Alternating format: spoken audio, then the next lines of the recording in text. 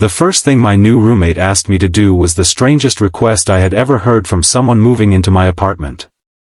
She stood outside my door with 2 battered suitcases, a small cardboard box pressed tightly against her chest, and hands that were shaking so badly she could barely hold the key I had given her. She looked at the apartment number, then at me, and quietly asked if there was one thing she could have before bringing anything inside. She wanted the bedroom window to remain unlocked. No matter what happened, she said, she needed to know she could open it quickly. I noticed the fear in her face, but I didn't ask why.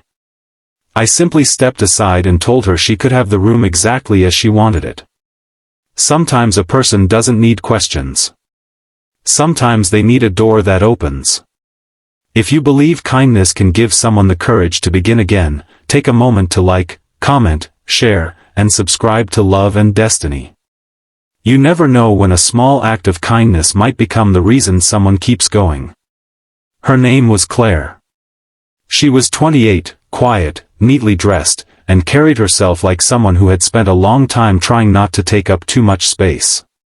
She had no large furniture, no decorations, and hardly any clothes. Everything she owned seemed to fit inside 2 suitcases and a cardboard box. My apartment had never been anything special.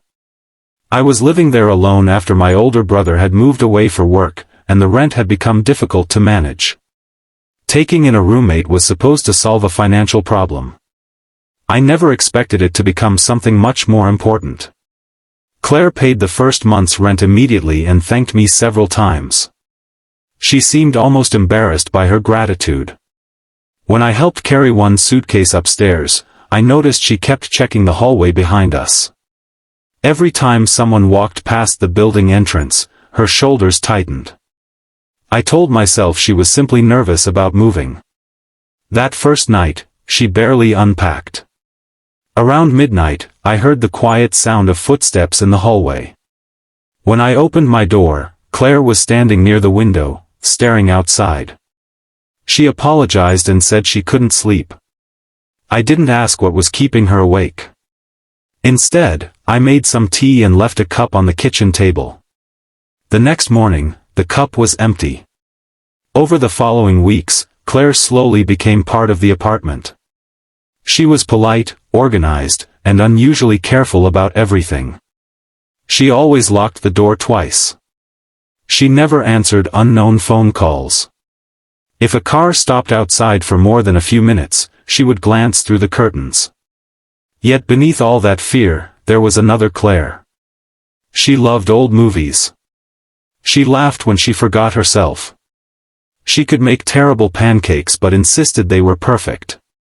She left small notes on the refrigerator thanking me for buying milk. Once, when she thought I wasn't watching, she danced around the kitchen while cleaning. For the first time, I realized that fear had not changed who she was. It had simply taught her to hide it. One rainy Saturday, we were cleaning the apartment when a loud knock came from the front door. Claire froze. The cloth fell from her hand. Her face lost its color. Another knock came. I walked toward the door, but Claire quickly shook her head. She whispered that she didn't want anyone to know she lived there. I stopped. I didn't demand an explanation. I simply told her I wouldn't open the door unless she wanted me to. After several silent seconds, the footsteps outside moved away. Claire sat down at the kitchen table, trembling. That was the first time she told me the truth. She had been working at a small company where her supervisor had gradually become controlling and threatening. When Claire tried to leave, the situation became frightening enough that she moved away, changed her phone number, and stayed with relatives for a while. Eventually, she decided she needed a place where nobody knew her. She hadn't told me because she was ashamed. I told her she had nothing to be ashamed of. She looked down at her hands and said she felt foolish for being afraid of ordinary things. I told her that being careful after something frightening wasn't foolish.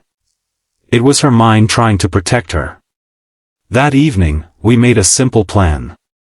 We checked the locks, wrote down emergency contacts, and agreed that she could always tell me if something made her uncomfortable. We also contacted people she trusted so she wouldn't have to carry everything alone. For the first time since she moved in, Claire slept with the bedroom door closed. Weeks passed. Something began to change. The shaking became less frequent. She started going outside without repeatedly checking the street. She joined a local community class and began applying for jobs again. Her laughter returned more often. One afternoon, I came home and found her standing beside the open bedroom window. She smiled and said she had finally realized something. The window wasn't important because she needed to escape. It was important because knowing she could open it made her feel that she still had a choice. That sentence stayed with me. Sometimes safety isn't about pretending nothing bad can happen. Sometimes it's simply knowing you have choices, people who believe you, and somewhere you can breathe.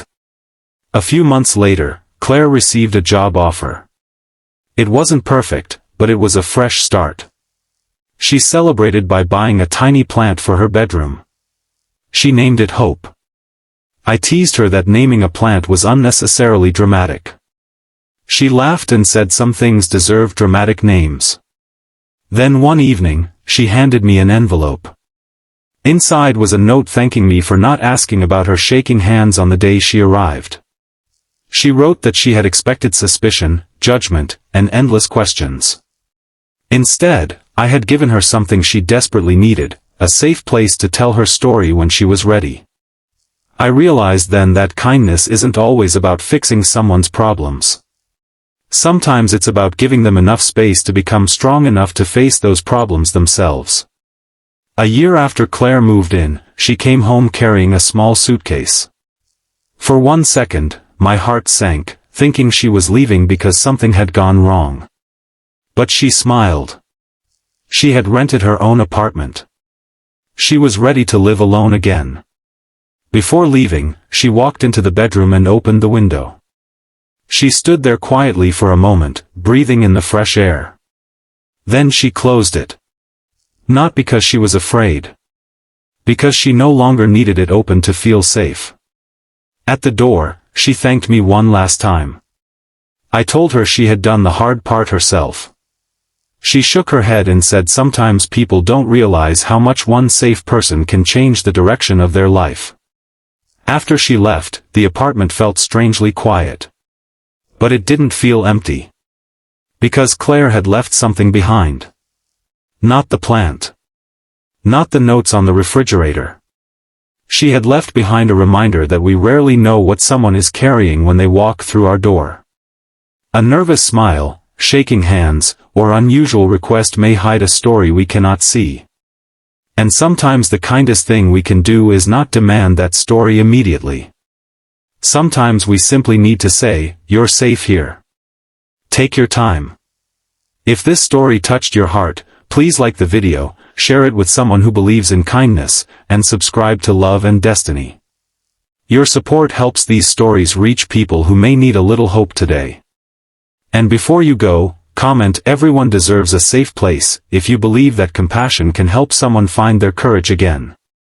Because you never know what someone has survived before they knock on your door. And you never know how much one quiet act of kindness might mean.